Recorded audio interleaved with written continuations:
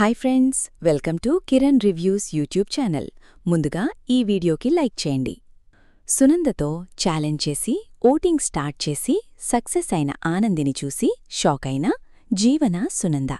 అసలు సునందతో ఆనంది ఎందుకు ఛాలెంజ్ చేయాల్సి వచ్చింది?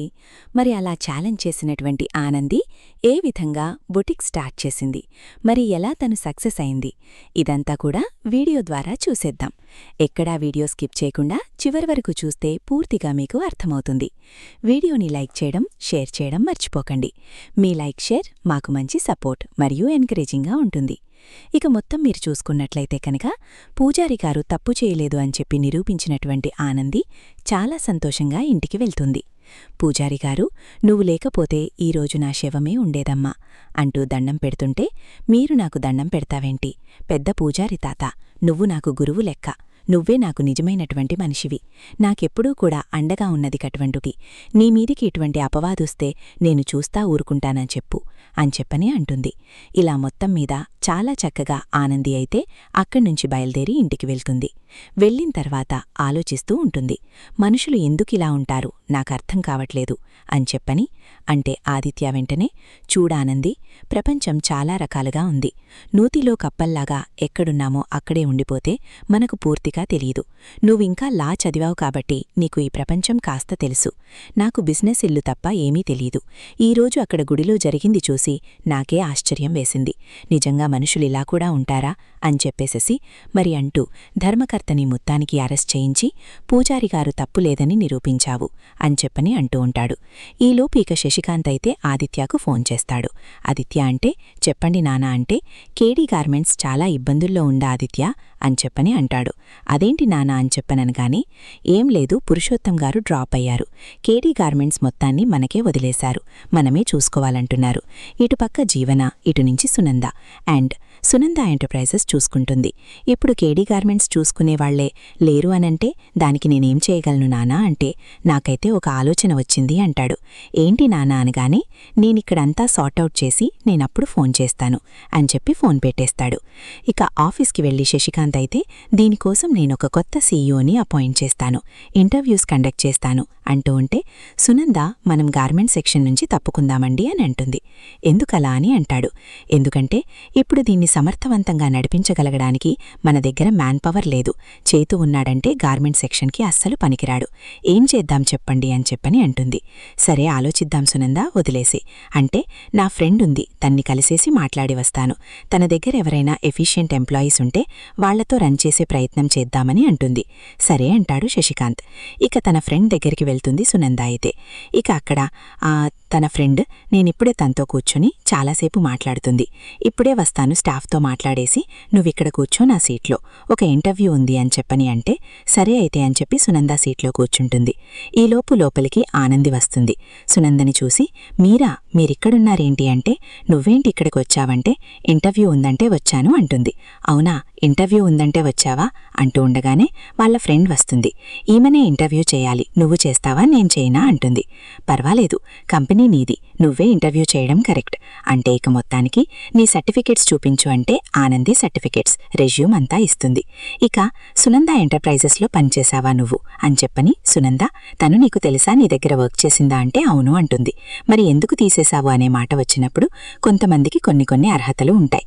ఆ కొన్నిట్లో ఈవిడికి కొన్నిట్లో అర్హత లేదు, అందుకోసమే తీసేశాను అని చెప్పని అంటే, ఓ మరిది మన సర్కిల్ మొత్తానికి స్ప్రెడ్ చేయాలి కదా, ఇలాంటి వాళ్ల ఫోటో పెట్టి ఇలాంటి వాళ్లకి ఇంటర్వ్యూ అవకాశమే ఇవ్వకూడదు అని చెప్పాలి కదా, లేకపోతే మాకెలా తెలుస్తుంది, మేము ఎఫిషియెంట్ అనుకొని తీసేసుకుంటాం అని చెప్పని అంటే, తీసుకో ఇప్పుడు మాత్రం ఏమైంది అంటే, వద్దు సునంద, నువ్వు రిజెక్ట్ చేసిన తర్వాత మేమేదో చిన్నవాళ్లం ఎలా తీసుకోగలుగుతాం చెప్పు అని అంటే, ఎందుకండి నా మీద కక్ష కట్టినట్టు అలా చెప్తున్నారు, నేను ఎఫిషియెంట్ పర్సనో కాదో మీకు తెలీదా, మీరు నన్నెందుకు తీసేశారో మీ మనస్సాక్షికి తెలీదా అని అంటూ ఉండేసరికి, చూడు ప్రొఫెషనల్ లైఫ్ వేరు, పర్సనల్ లైఫ్ వేరు, దాన్ని దీన్ని ముడిపెట్టకు, ఇందులో నువ్వు నెక్కి చూపించు, నన్ను దాటుకుని ఉద్యోగం తెచ్చుకొని చూపించు అని అంటూ ఉంటుంది సునంద.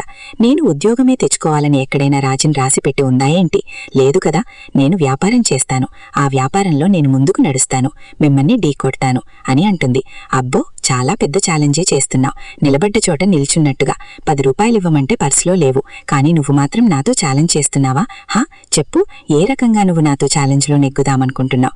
ఎలాంటి వ్యాపారం మొదలు పెడదామనుకుంటున్నావు? అంటే కేడీ గార్మెంట్స్ లాంటి గార్మెంట్ సెక్షన్ నేను స్టార్ట్ చేస్తాను, కేడీ గార్మెంట్స్ని బీట్అవుట్ చేస్తాను అని అంటుంది. అసలు కేడీ గార్మెంట్స్ నేనే తీసేస్తున్నాను కదా అంటే, ఓహో, నేను పోటీ చేస్తానన్న వెంటనే కేడీ గార్మెంట్స్ తీసేయాలని చెప్పి నిర్ణయించుకున్నారన్నమాట అని అనేసరికి, అలా ఎందుకంటున్నావు? ఆల్రెడీ పురుషోత్తం గారికి మాకు మధ్యన ఉన్నటువంటి డీల్ క్యాన్సిల్ చేసుకున్నాం, అందుకే కేడీ గార్మెంట్స్ తీసేయాలని చెప్పి ఆల్రెడీ డెసిషన్ తీసుకున్నాం. అంటే నిజంగా మీకు సత్తా ఉంటే మీరు రన్ చేసి చూపించండి. నేను నా ఓన్ టెక్స్టైల్ కంపెనీ, నా ఓన్ బొటిక్ని స్టార్ట్ చేస్తాను. నా బొటిక్తో మీ కేడీ గార్మెంట్స్ని పోటీ పడమనండి, చూద్దాం అంటుంది. ఎందుకు నాతో పెట్టుకుంటున్నావు? పిల్ల పిచ్చుకవి, పిల్ల పిచ్చుకలా ఉండు అంటుంది సునంద. అలా ఉంటే పిచ్చుక ఎప్పటికీ పిచ్చుకగానే ఉంటుంది, కానీ ఎగిరే పక్షిగా ఎప్పటికీ మారలేదు. అలా మారాలి అంటే, రూపాంతరం చెందాలి అంటే కష్టపడాలి. పడతాను. నేను చిన్నగా స్టార్ట్ చేసే బొటిక్కే మీ కేడీ గార్మెంట్స్కి గట్టి పోటీ ఇస్తుంది, రెడీగా ఉండండి అని చెప్పేసి అక్కడి నుంచి బయలుదేరిపోతుంది. అలా వెళ్తున్నటువంటి ఆనంది ఆలోచిస్తూనే తన అడుగుల్ని వేస్తూ ఉంటుంది. ఇంటికి వేయాల్సిన అడుగుల్ని బ్యాంకు వైపుగా వేస్తుంది. అక్కడ బ్యాంక్ మేనేజర్ని కలుస్తుంది. తన సర్టిఫికేట్స్ని చూపిస్తుంది. మేడం, సర్టిఫికేట్స్తో మేము మీకు పెద్దగా లోన్ ఇవ్వలేం. మేము మంజూరు చేయగలిగింది చిన్న బిజినెస్ లోన్, అది కూడా కేవలం ఒక 3 lakhs రూపీస్. అంటే చాలా థ్యాంక్స్ సార్, ఆ అమౌంట్ నాకు చాలా ఎక్కువ, ఇవ్వండి, నేమేం కావాలో ఫార్మాలిటీస్ నేను కంప్లీట్ చేస్తానంటే, కాకపోతే నాకు షూరిటీ కావాలి మేడం అంటాడు. షూరిటీనా?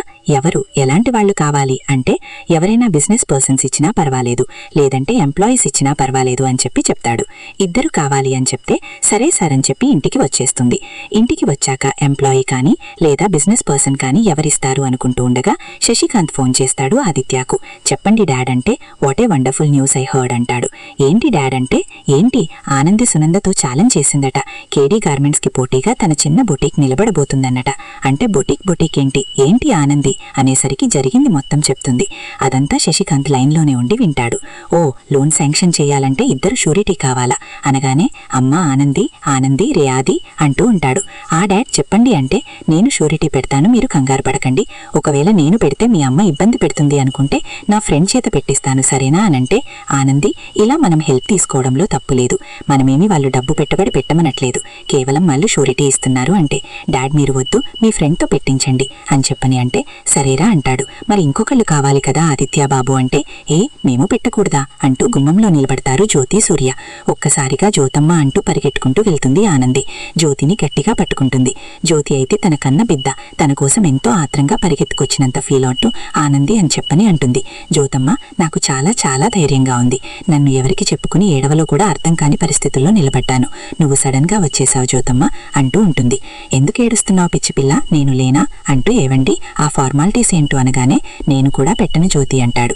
అదేంటండి అంటే, నేను కూడా మా ఫ్రెండ్ తోటే పెట్టిస్తాను, ఎందుకంటే వాళ్ళు ఈ విషయంలో ఓడిపోయారు, ఫలానా విషయంలో వాళ్ళకి ఆ ఓడిపోయే అవకాశం ఉంది అని అనిపించుకోకూడదు, కాబట్టి అటు శశికాంత్ గారు వాళ్ళ ఫ్రెండ్తో పెట్టిస్తున్నారు, నేను నా ఫ్రెండ్తో పెట్టిస్తానని ఇద్దరు కూడా షూరిటీలు ఇస్తారు. దాంతో ఇక బ్యాంక్ లోన్ శాంక్షన్ చేస్తుంది.